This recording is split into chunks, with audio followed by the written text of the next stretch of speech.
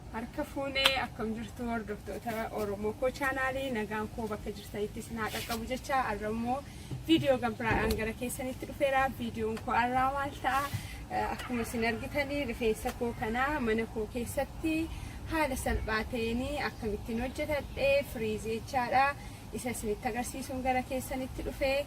Egaa viidiyoo kana akkasiin jaallattan abdii guddaan qaba. Firiiziin koo immoo kana fakkaata.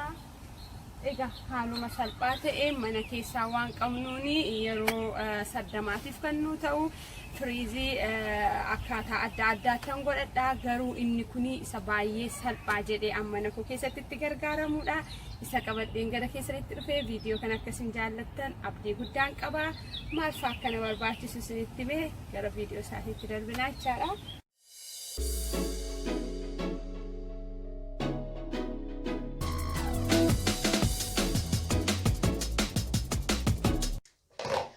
Egaa gaafa gara hojii isaatiitti darbinu firiizii keenya godhachuu fi mataa koo bakka lamatti gargar baafadheera jechaadha.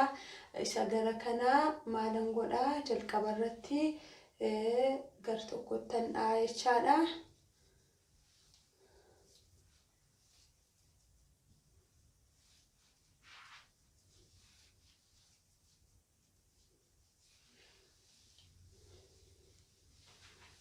Isa kana immoo maalan godhachaadha bishaan itti naquudhaan jalqabaa mataan koo xinnoosee gogeera.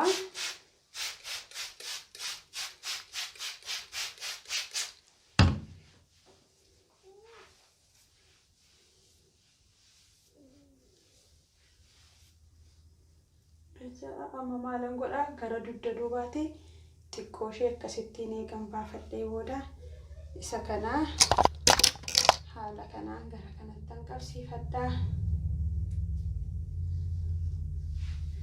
Isa kanarraan jalqabaa isa kana maalan godhachuudha jalqaba irratti akkasitti filtanii booda qibaatii koo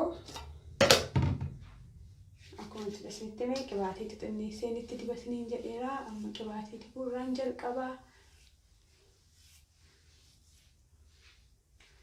Eegan godhee booda maalirraan itti fufaa isaan sila isinitti agarsiise kana jechaadha.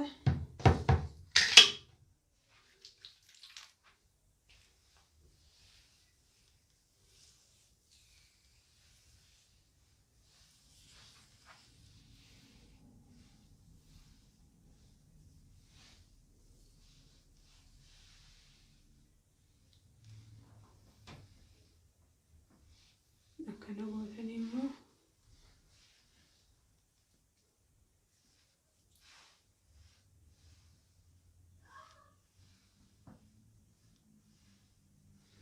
akkana gochaa tooruma isaa eegee tokko tokkoon baafachaa jechaadha mataa koo.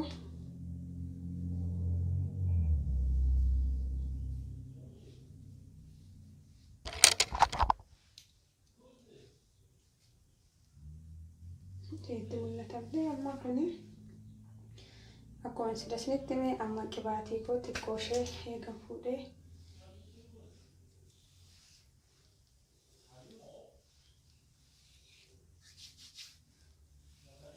eegan godhee booda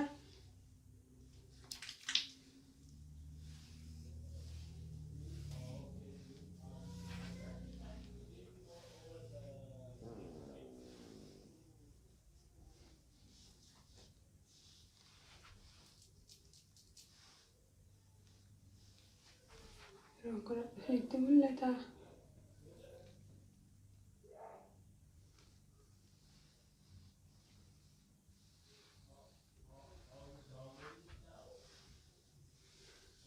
Egaa ittiin fufaamasi tooruma isaa eeddanii mataa keessan gargar babbaafachaa.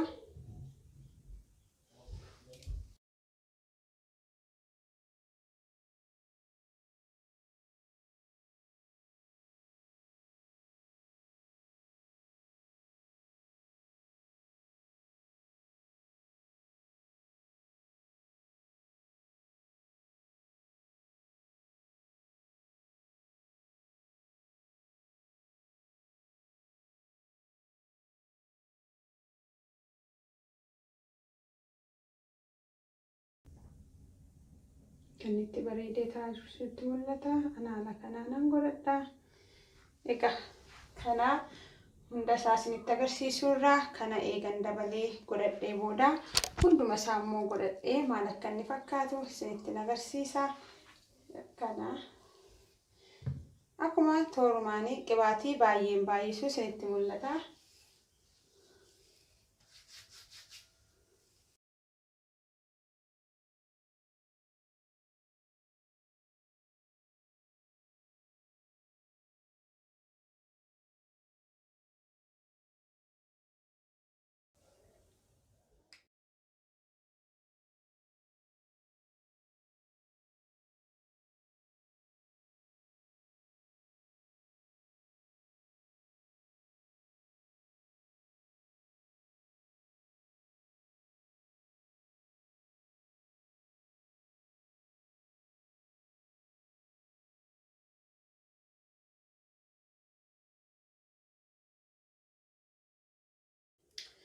Egaa mataa koo gara xumuraatti fideera jechuudha.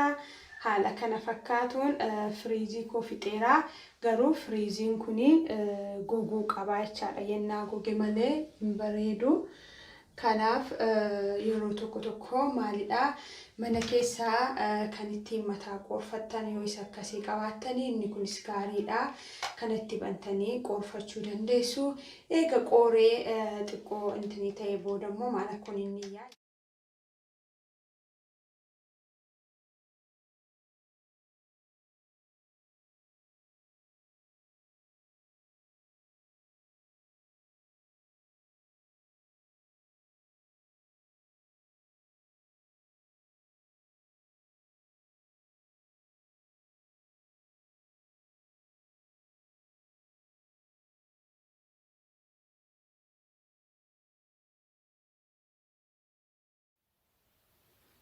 Egaa viidiyoo koo gara xumuraatti geessifadheera.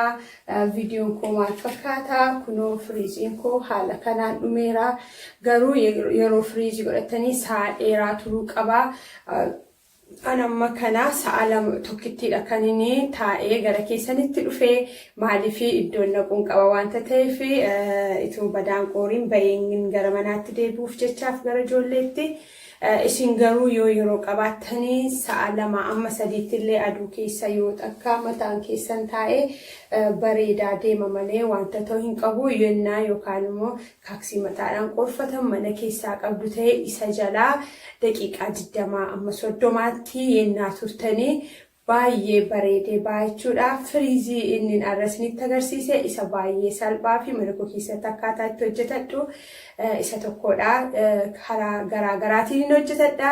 Yeroo biroo immoo viidiyoo biraa qabadheen gara keessanitti dhufa. Viidiyoo kana yennaa jaallattan like, share, subscribe gochuudhaan na jajjabeessaa. Egaa maal fakkaata firiiziin keettanii kana fakkaata.